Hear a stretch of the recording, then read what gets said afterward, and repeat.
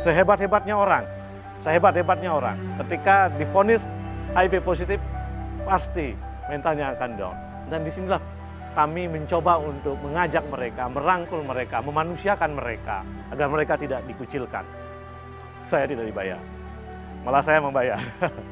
Dompetnya tuh cuma isi Rp50.000 sampai sekarang. Segitu aja dia nggak mau tahu masalah bayar listrik, bayar air, atau nggak pernah tagihan-tagihan, semua saya yang handle. Kualitas hidupnya menjadi lebih baik.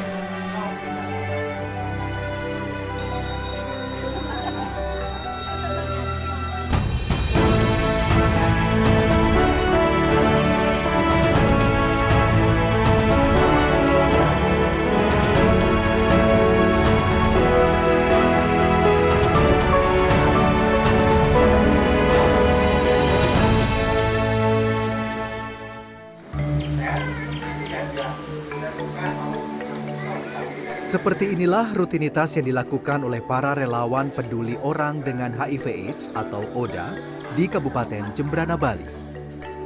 Mereka bukanlah petugas medis, bukan juga pebisnis. Mereka hanyalah sekumpulan orang-orang biasa yang menjadi relawan sekaligus sahabat bagi ODA. Mereka memberi sebutan komunitas ini Jalak Bali. Imade Swarnayasa atau akrab dipanggil Dekno adalah pemangku termuda dari Jembrana. Tak hanya sebagai pelayan umat, Dekno juga merupakan sosok utama di belakang komunitas Jalak Bali yang telah berdiri sejak 2006. Ya, komunitas Jalak Bali sendiri merupakan komunitas nirlaba yang bergerak di bidang pendampingan dan sosialisasi terhadap orang dengan HIV/AIDS. Keinginannya membantu para sahabat ODA bermula dari sebuah pengalaman yang menyentuh hatinya. Jadi awalnya saya tergugah untuk membuat sebuah komunitas ini, karena dulu saya pernah melihat anak kecil yang kurus, kering. Saya berpikir bahwa dia itu sedang mengalami busung lapar, tapi ketika saya tanya ibunya bahwa dia hidup dengan HIV positif. Niat tulus tak selamanya berjalan mulus. Beragam halangan dan rintangan terus berdatangan. Bagi Dekno, tanpa adanya rintangan, mungkin ia tak akan menjadi sekuat seperti sekarang. Beli Dekno, Anda tadi menyebutkan kalau Anda sebelumnya tidak pernah memiliki riwayat pendidikan di bidang kesehatan. Sama sekali tidak pernah. Tidak ada. Nah, pada waktu awal Anda memulai komunitas Jalak Bali ini, gimana sih Anda bisa meyakinkan para sahabat ODA dan juga para petugas medis untuk dapat membantu para sahabat ODA ini mendampingi mereka begitu? Apa yang Anda lakukan pada waktu itu? Ya, pertama kan memang membangun sebuah kepercayaan dari ODA sendiri kepada kita itu kan memang sulit. Karena begini, karena saya ini kan bukan ODA, tetapi banyak masyarakat yang menstigma saya bahwa saya hidup dengan HIV positif. Karena kenapa? Karena kebanyakan relawan atau mereka yang punya sebuah komunitas adalah mereka yang hidup dengan HIV positif. Gitu. Tapi saya bukan orang yang hidup dengan HIV positif. Agak susah masuk kepada mereka, agak sulit gitu. Tetapi kami meyakinkan mereka, yang pertama kita lakukan sering sosialisasi ke puskesmas yang ada di Jembrana. Kemudian juga kita memperkenalkan diri kepada layanan yang ada di Rumah Sakit Umum Negara. Saya bertanya apa saja layanan yang diberikan kepada orang-orang yang hidup dengan HIV positif dan lain sebagainya. Akhirnya setelah beberapa, tahun 2009 saya pertama kali menemukan kasus HIV yang saya temukan. Nah di situ akhirnya pihak rumah sakit, layanan kesehatan, baik di puskesmas, itu akhirnya komunitas Jalak Bali dijadikan sebagai salah satu rujukan untuk partner ya. Jadi rujukan untuk orang-orang yang hidup dengan HIV positif. Sebenarnya apa tujuan Anda sebenarnya? Apakah membuat mereka ini menjadi mandiri atau? Ya, jadi kami berpikir bahwa kesuksesan kami dalam mendampingi adalah satu, kesehatan yang membaik, yang kedua mereka mampu mengakses mengakses kesehatan sendiri dan tumbuh rasa percaya dirinya. Gitu. Saat ini, komunitas Jalak Bali telah mendampingi lebih dari 130 orang sahabat ODA. Setengahnya kini sudah mampu menjalankan hidup dengan mandiri. Ngomong-ngomong soal pendampingan, Ya. sebenarnya pendampingan bagi ODA ini sepenting apa sih sebenarnya? Ya, pendampingan terhadap Oda itu sangat penting sekali karena ketika Oda didampingi, kualitas hidupnya menjadi jauh lebih baik. Dia mempunyai rasa percaya diri dan mereka merasa ada yang menemani gitu loh.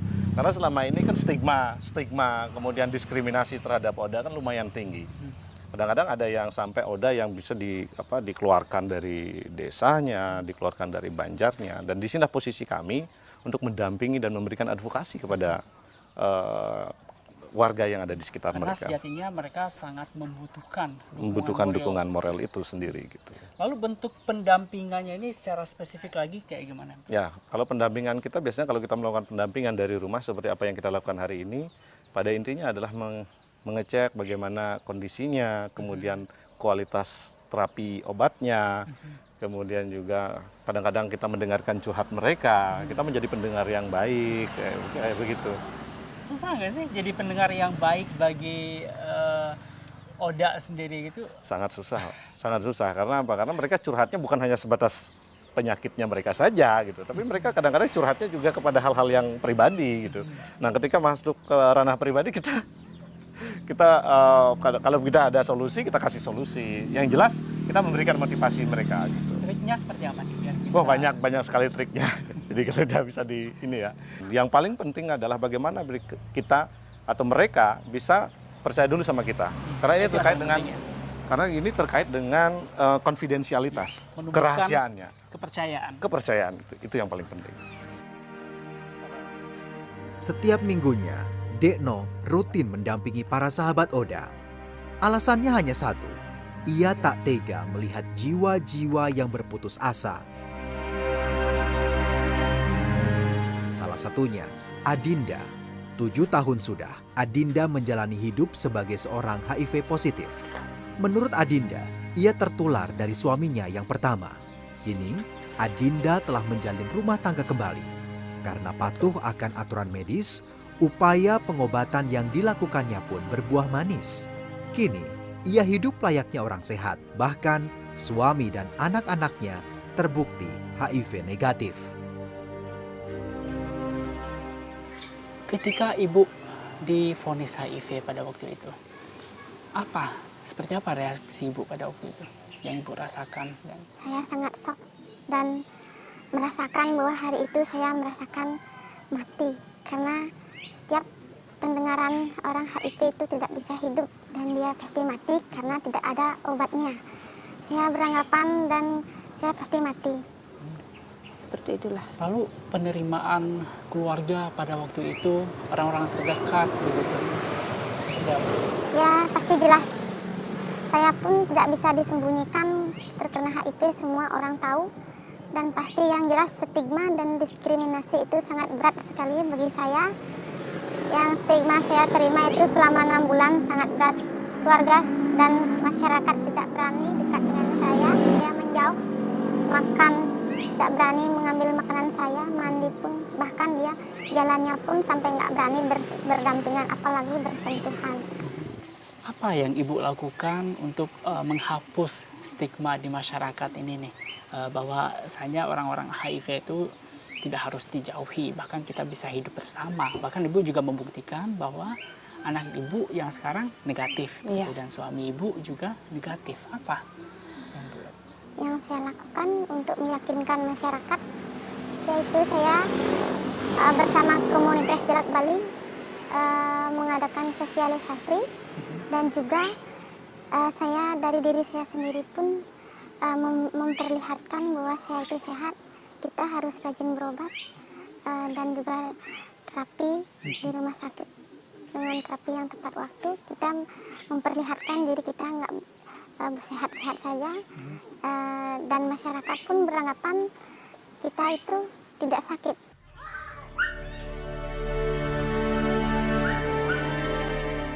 Kalau dari Bapak sama sekali sejak saya waktu dirawat pun, kalau enggak dari teman-teman mungkin Bapak saya enggak mau nganter saya ke rumah sakit.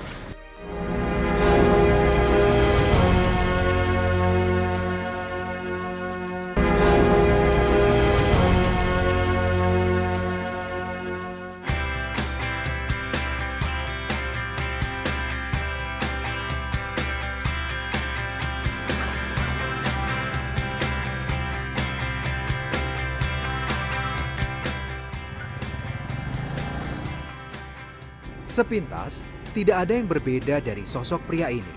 Namun, pria yang kerap disapa Alex ini telah 17 tahun hidup bersama virus HIV di tubuhnya. Hidup yang ia lalui kini penuh dengan tantangan. Dengan didampingi Dekno, secara berkala, Alex melakukan pemeriksaan rutin di Rumah Sakit Umum Daerah Negara Jembrana. Tidak hanya berfokus menjalani pengobatan, pada saat bersamaan ia juga dituntut untuk bekerja demi memenuhi kebutuhan hidup. Setiap harinya, Alex berjualan makanan dan minuman di sebuah tempat rehabilitasi di Denpasar. Bagi Alex, apapun yang terjadi, hidup harus tetap berjalan. Tak boleh ada kata menyerah, meskipun kini ia berstatus sebagai Oda. Buat saya sih, karena saya mengalami ya penting. Karena teman-teman pendamping itu mereka paham dengan apa yang dilakukan. Dan alur-alur untuk mengakses layanan tuh mereka sudah paham, jadi harus kemana tuh, dan memotivasi kita juga, kita ngerasa nyaman dengan mereka. Minimnya pengetahuan masyarakat terhadap cara penularan HIV membuat diskriminasi terhadap Oda, bahkan dari keluarga sendiri. Kalau bapak saya udah nggak mau tahu saya. Saya mau hidup mau mati.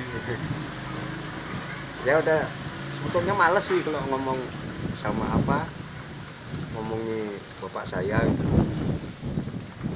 Kalau kakak-kakak ada yang mendukung ya saya dikasih nih kebutuhanmu untuk modal dagang, dibelikan blender kemarin kan untuk bikin jus. Kadang saya jual jus juga.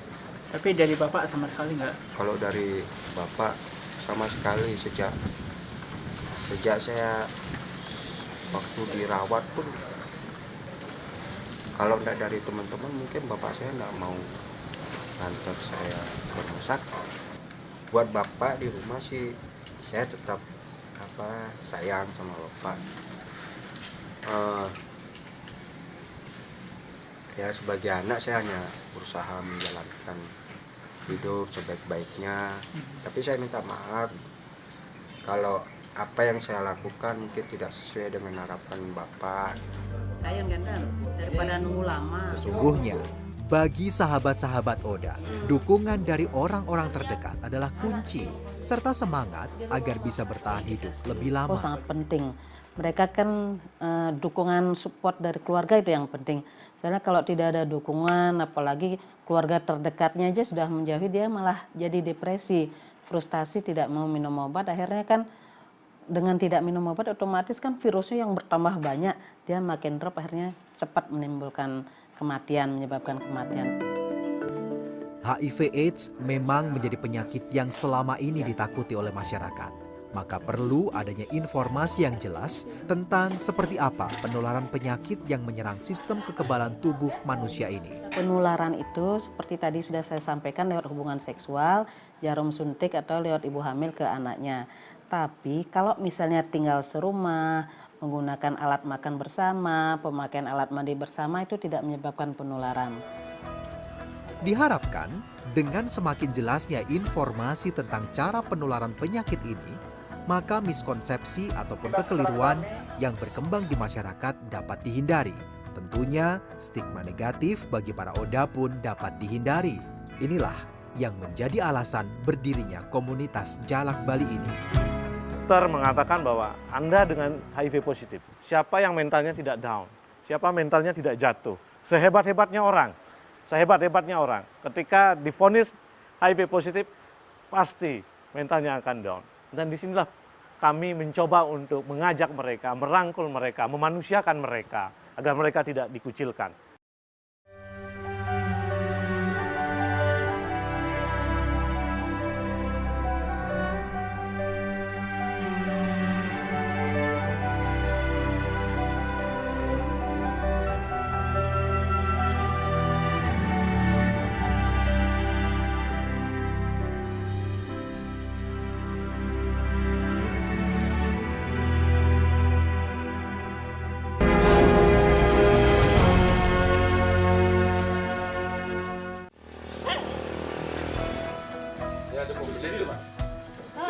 Tidak mudah bagi Dekno serta para relawan di komunitas Jalak Bali dalam membangkitkan semangat hidup sahabat Oda.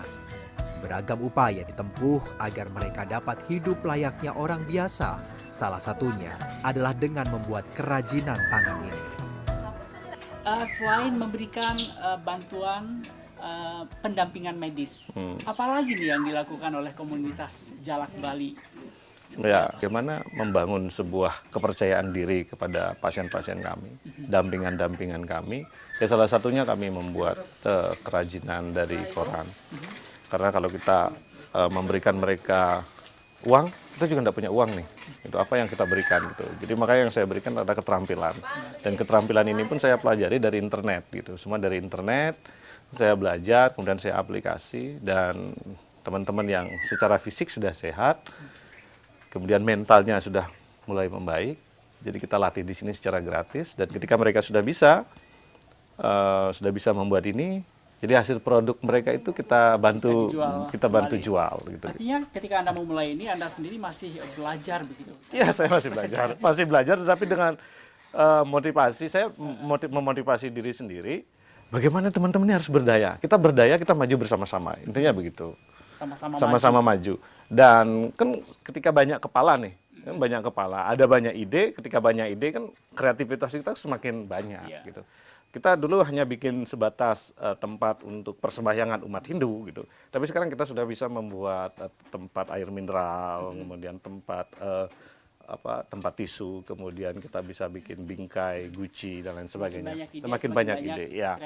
Dan ini sudah barang-barang kami sudah dijual ke beberapa wilayah yang ada di Indonesia. Oh ya? Ya, karena kami menjualnya secara online. Online juga. Ya. Komunitas Jalak Bali ini lahir tak lepas dari dukungan para relawan. Bagi mereka, sosok Dekno merupakan pemimpin yang jujur dan apa adanya. Yang pasti dia itu orangnya kan lumayan temperamental ya kan. Tapi meskipun demikian teman-teman itu sangat senang sama dia. Karena kenapa? Karena ilmu-ilmu yang Beli Dekno punya itu selalu dia mau berbagi kepada kita. Gitu. Jadi banyak sekali ilmu-ilmu yang Beli Dekno berikan kepada kita. Gitu. Jadi kita menyerap dari Beli Dekno itu. Kalau kepemimpinan dia sangat tegas dan keras. Gitu. Ketika ada yang salah, dia tidak segan-segan untuk memarahi.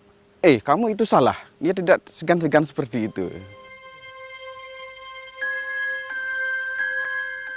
Para siswa ini tengah diajarkan untuk tidak takut atau menjauhi pengidap HIV/AIDS.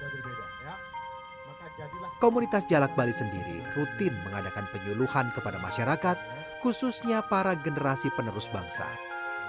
Dibayar ataupun tidak, mereka tetap berkomitmen untuk memberikan penyuluhan tentang Oda kepada masyarakat.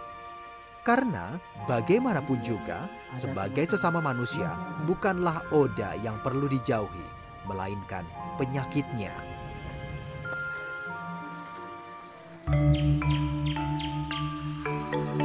Apa yang Dekno lakukan selama ini tidaklah terlepas dari dukungan keluarga serta orang-orang terdekatnya.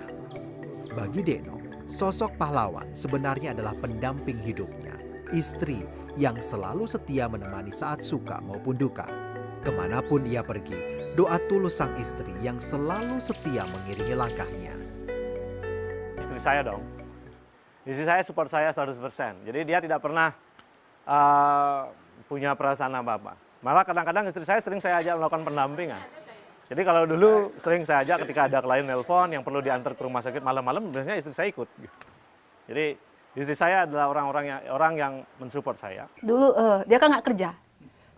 Dari sejak dalam tanda kutip yang sebenarnya dia nggak punya pekerjaan tetap gitu loh. Jadi yang dulu kerja tuh bisa dibilang saya. Terus dia pernah gini, waktunya dia banyak untuk Oda kan. Dia mungkin dulu sering ngomong gini, terus kamu gimana? Bagi saya nggak apa-apa. Karena saya percaya rezeki bisa datang dari mana saja, bisa dari tangan saya, tangan orang lain. Biarkan saya bekerja dan kamu tetap menjalani apa yang kamu semestinya jalankan. Membantu orang silahkan. Makanya saya bilang, saya lebih banyak berada di belakang layar. Dompetnya tuh cuma isi Rp50.000 sampai sekarang. Segitu aja dia nggak mau tahu masalah bayar listrik, bayar air, atau nggak pernah tagihan-tagihan. Semua saya yang handle. Saya bilang, kamu tetap aja jalan di situ, biarkan saya di sini. Anggap kamu di sana, saya di sini. Tapi rezeki yang saya dapatkan tuh mungkin rezeki kamu lewat tangan saya. Silahkan kamu bekerja. Ibu ikhlas menjalani ini semua. Ikhlas sekali. Dekno telah menjadi pelita bagi mereka yang tengah berputus asa. Hampir 130 sahabat Oda telah dibantu. Kini setengahnya sudah bisa hidup mandiri.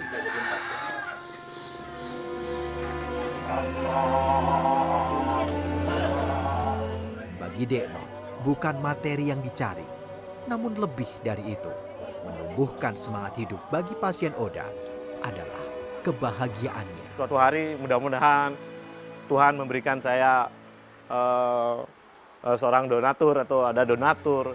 Jadi saya bisa melakukan aktivitas saya ini menjadi 2 kali lipat lebih hebat lagi. Saya bisa memberikan insentif kepada relawan-relawan saya gitu. Kemudian saya berpesan kepada teman-teman yang lain yang saat ini masih jiwanya masih melekat pada raganya gitu. Kalau ingin berbuat baik, marilah kita berbuat baik bersama-sama. Jangan pernah berpikir apa sih yang akan kalian dapatkan dari sebuah tindakan yang akan kalian lakukan. Berbuat baiklah. Semakin banyak orang yang berbuat baik, saya meyakini bahwa tugas kita lahir di dunia ini untuk menyelamatkan, untuk memperlambat kerusakan dunia sebenarnya. Baik rusak alamnya, baik rusak manusianya gitu. Mari kita jaga-jaga bersama-sama.